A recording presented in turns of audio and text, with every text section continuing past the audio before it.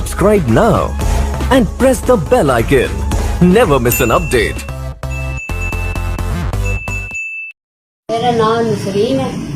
मैं कराची रहनी हाँ। मेरे शोहर का इंतकाल हो गया। मेरी जमीन जालपी है। ਹੁਣ मैं बच्चे मेरे छोटे छोटे सी मैं बच्चों ਨੂੰ बड़ी मुश्किल ਨਾਲ फैक्ट्रियां च काम करके पालिया। ਹੁਣ मैं अपने बच्चे लैके वापस आई हाँ। उत्थे मैं बच्चों ने मकान बना ਲਈ हाँ। मैं ब्लाक सटवाए ने इन्हें बाबू ने बंदे भेज दिए तो मैनू मारिया। खुद बाबू ने मैनू इथों फड़िया गुੱਤ ਤੋਂ पटाक के मारिया ने बाबू। मेरी पूरी कमीज इन्हें फाड़ दी है। ਇਹਦੇ ਪਿਓ ਨੇ ਮੈਨੂੰ ਡੰਡੇ ਮਾਰੇ, ਇਹਦੀ ਮਾਂ ਨੇ ਥੱਪੜ ਮਾਰੇ ਨੇ, ਇਹਦੀ ਭੈਣ ਨੇ ਥੱਪੜ ਮਾਰੇ ਨੇ।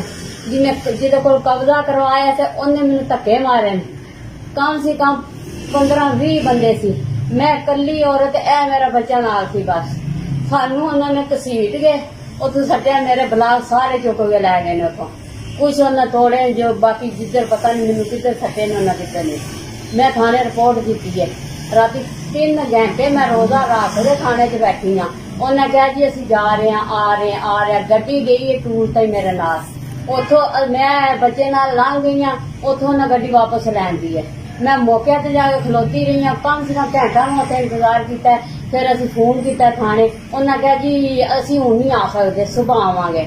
ਮੈਂ ਕਿਹਾ ਜੀ ਅਗਰ ਤੁਸੀਂ ਇਹ ਕੰਮ ਕਰਨਾ ਸੀ ਤੇ ਮੈਨੂੰ ਉਸ ਟਾਈਮ ਦੱਸ ਦਿੰਦੇ। ਫਿਰ ਬੱਚਾ ਲੈ ਕੇ 11 ਵਜੇ ਮੈਂ ਥਾਣੇ ਆਈ ਹਾਂ। ਫਿਰ ਉਹਨਾਂ ਕਿਹਾ ਜੀ ਸਾਡੇ ਕੋਲ ਪੈਟਰੋਲ ਕੋਈ ਨਹੀਂ, ਤੂੰ ਸਾਨੂੰ ਪੈਟਰੋਲ ਦੇ ਪੈਸੇ ਦੇ। ਫਿਰ ਮੇਰੇ ਕੋਲ ਉਹਨਾਂ 1000 ਰੁਪਇਆ ਲਿਆ ਪੈਟਰੋਲ ਨਾਲ ਲਗਵਾ ਦਿੱਤਾ।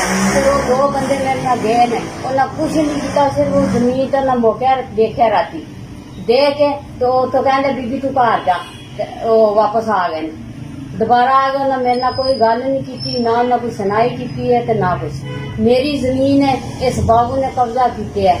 ਇਹ ਮੈਂ ਹੁਣ ਜਾਨੀ ਉੱਥੇ ਆਪਣਾ ਕਾਰਵਾਈ ਕਰਨੀ। ਉਹ ਮੈਨੂੰ ਧਮਕੀਆਂ ਦੇ ਰਿਹਾ। ਉਹ ਕਹਿ ਰਿਹਾ ਜੀ ਪਤਾ ਨਹੀਂ, ਮੈਨੂੰ ਨਹੀਂ, ਅੱਲਾ ਜਾਣੇ ਉਹ ਕੌਣ ਬੰਦਾ, ਮੈਂ ਨਹੀਂ ਜਾਣਦੀ। ਪਰਵੇਜ਼ ਮਲਕ ਹੈ ਕਿ ਕੌਣ ਹੈ, ਉਹਦੀ ਮੈਨੂੰ ਧਮਕੀ ਦੇ ਰਿਹਾ।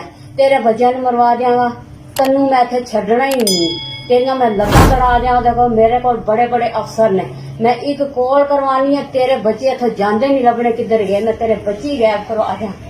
ਮੈਨੂੰ ਇਹਦੇ ਤੋਂ ਖਤਰਾ ਹੈ। ਮੈਂ ਅਪੀਲ ਕਰਨੀ ਆ ਵੱਡਿਆਂ ਅੱਗੇ ਤੇ ਮੈਂ ਉਹਨਾਂ ਦੇ ਹੱਥ ਜੋੜਨੀ ਆ।